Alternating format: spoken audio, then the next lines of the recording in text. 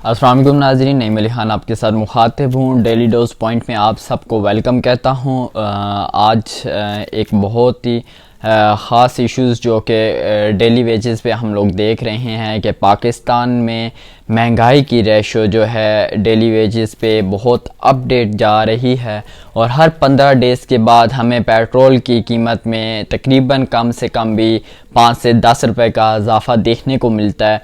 और वो जो प्राइस आपकी 98 रुपीज़ थी कुछ अरसा पहले और अब वो 138 रुपये तकरीबन 137.9 आई थिंक हो चुकी है। ज़हनी तौर पर आप ये समझें कि ये तकरीबन 138 रुपीज़ जो है पर लीटर के साथ जो आपको पेड करना पड़ता है। तो आई नो डैट के हम लोगों को ये बेहतर पता है कि जो आलमी मंडी में क्रूड की प्राइस है वो ऑलरेडी 85 जो डॉलर है पर बैरल के हिसाब से जो चल रही है। मानता हूँ ये सारी चीज़ें अपनी जगह पे करेक्ट हैं, लेकिन जो हमें सिलसिला देखने को मिलता था, पिछली भी हुकूमतें गुजरी हैं और उन सब में कहीं 1 रुपया बढ़ता था या 2 रुपये बढ़ते थे, उस हिसाब से कुछ समझ में आती थी कि यार ठीक है। लेकिन अब आप अपनी जो आमदनी का सिलसिला है एक आम इंसान की, वही लेवल मेंटेन है। वो पिछले 3 सालों से ना सैलरी इंक्रीजिंग पे हैं और ना ही कोई ऐसा स्पेशल इंक्रीमेंट्स रेशो लगाई गई है। ओवरऑल आप देखेंगे तो आपको नज़र आएगा कि हर चीज़ तो महंगी की है।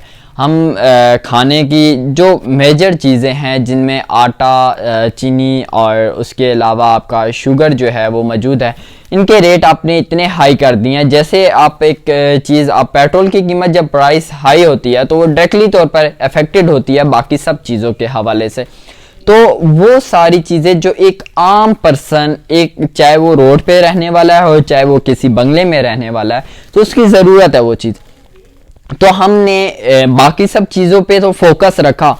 हम लोग तो ये भी कहते हैं कि आलमी मंडी में बढ़ रहा है तो चलो यार यहाँ भी बढ़ रहा है। कोविड की वजह से चीज़ें हर जगह पे पूरे खित्ते में महंगी हुई हैं तो यहाँ भी महंगी हुई हैं।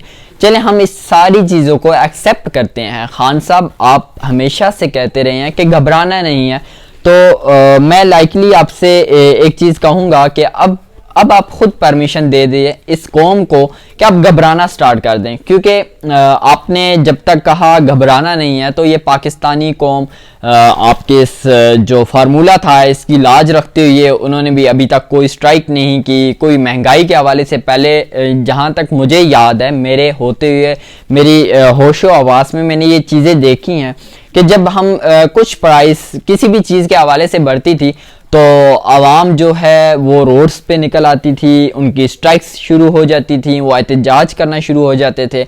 लेकिन आपने जब से ये हौसला दिया आवाम को कि घबराना नहीं है, तो आवाम मुतमिन हो गई कि खान साहब एक स्पोर्ट पर्सन्स थे जिन्होंने अपनी लाइफ में इतना टाइम स्पेंड किया और इतनी मेहनत के बाद आज ये सीट इन्होंने हासिल की।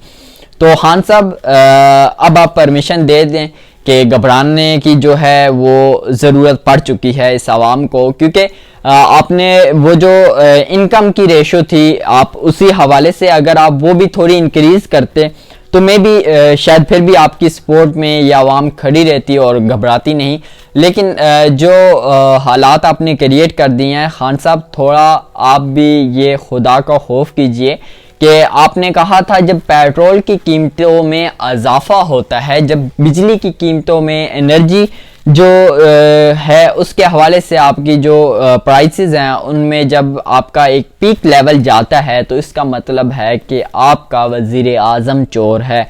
तो खान साहब अब ये कौम क्या समझे ये, क्योंकि पिछली हुकूमतों को तो आपने कहा, आपने तो वो इलेक्ट्रिसिटी के बिल्स जो थे उन्हें भी सरेआम इस्लामाबाद के रोड्स पर जलाया और बाकायदा आपने कहा कि ये तो इतनी ज़्यादा प्राइसेस हैं, ये प्राइसेस की रेशो होनी नहीं चाहिए। आवाम ने भी कहा हाँ यार खान साहब ठीक कह रहे हैं, लेकिन खान साहब अब भी जस्टिफिकेशन आप दें, आपने ये इतना रेट इंक्रीज़ किया है तो आप जस्टिफिकेशन तो आपके पास रही नहीं, क्योंकि आपने एक रेशो, आप महंगाई की तो रेशो बढ़ाते जा रहे हैं लेकिन आपने ये नहीं सोचा कि एक डेली वेजेस पर्सन, एक वो पर्सन जो मजदूरी पर 800 रुपये दिहाड़ी जिसकी चल रही है, वो अपनी फैमिली का कैसे पेट पालेगा। मुझे जस्ट इस बात का बताएं कि रात को मैंने ये न्यूज़ देखी कि पेट्रोल की प्राइस जो थी 10 रुपये इंक्रीज हुई, और कुछ ही देर बाद एक न्यूज़ मैंने देखी जिसमें आपकी डालडा घी का जो पैकेट 1 kg का है उसमें 50 रुपीज़ का इंक्रीज आया है। वो जो 350 की थी वो 400 का हो गया। वो किस वजह से? आप 10 रुपए का मार्जिन था ना, वहां से तो आपने 10 रुपए का मार्जिन रखा, लेकिन आप उसी दाव में दूसरी चीजें सारी महंगाई जो थी वो पीक लेवल पे चली गई, क्योंकि ये डायरेक्टली तौर पर अफेक्टेड होता है। जब आप फ्यूल की प्राइसेस इंक्रीज करते हैं तो वो महंगाई तो आपकी ऑलरेडी बढ़ जाती है। तो खान साहब थोड़ा ध्यान कीजिए, खुदा का खौफ कीजिए। इस कौम ने आपको सिलेक्ट किया है, इस कौम ने की बहुत सी उम्मीदें थी आपसे, लेकिन आप उन उम्मीदों पर पूरा तो नहीं उतरे। तो अब कोशिश कीजिए कि आप, हमेशा आपने कहा घबराना नहीं, आवाम ने भी आपका साथ दिया, आपको सपोर्ट की, आपको इस लेवल तक लेकर आए कि आज आपके पास ये सीट अवेलेबल है। लेकिन अब वक्त आ चुका है कि ये आवाम और बर्दाश्त नहीं कर सकती। खुदारा आप इस कौम पर जो है रहम खाइए, आप इस कौम का ख्याल कीजिए। जिस कौम ने आपको इस लेवल पे पहुंचाया है वो कौम यहाँ से किक आउट करना भी जानती है। तो इसलिए ये अब वो हालात आपने क्रिएट कर दिए हैं कि इस आवाम के पास खाने के लिए कुछ नहीं है। ये जस्ट अब घबराने की हद तक, या सिर्फ एक वो बैठ के आपके 92 का जो था कप, उसके हवाले से जो है वो जस्ट वो कप उठा के घूम नहीं सकते। इन्हें पेट पालना है अपना। तो अब ये महंगाई पर कंट्रोल कीजिए ताकि इन फ्यूचर आपका भी कोई फ्यूचर हो सके सर, क्योंकि जो कंडीशन क्रिएट हो चुकी है उसमें तो ये अवाम अब आपसे जो है वो माफ़ी चाहती है कि खान साहब गलती हो गई, आपको वोट देकर आपको हमने इलेक्ट किया, लेकिन वो सारे मामलात अब गुजर चुके हैं। अब वक्त है आपका, आपने दिखाना है आप कितने मुखलिस हैं पाकिस्तानी कौम के लिए, पाकिस्तान की गरीब आवाम के लिए। मैं मानता हूं आपके पास नौकरी नहीं है उस तरह से, आपने आवाम को जो झूठे वादे किए थे, हम मानते हैं वो ठीक है यार, वो किसी भी इश्यूज़ की वजह से खान साहब ठीक है, खान साहब हम एक्सेप्ट करते हैं वो चीज़ें ठीक है, किसी रीज़न की वजह से रह गई होंगी, ठीक है। लेकिन ये महंगाई का जो आपने इतना पीक लेवल ले गए हैं, इसे कंट्रोल कीजिए ताकि एक आम इंसान को जीने के काबिल छोड़िए। जज़ाकल्लाह खैर, अल्लाह हाफिज़।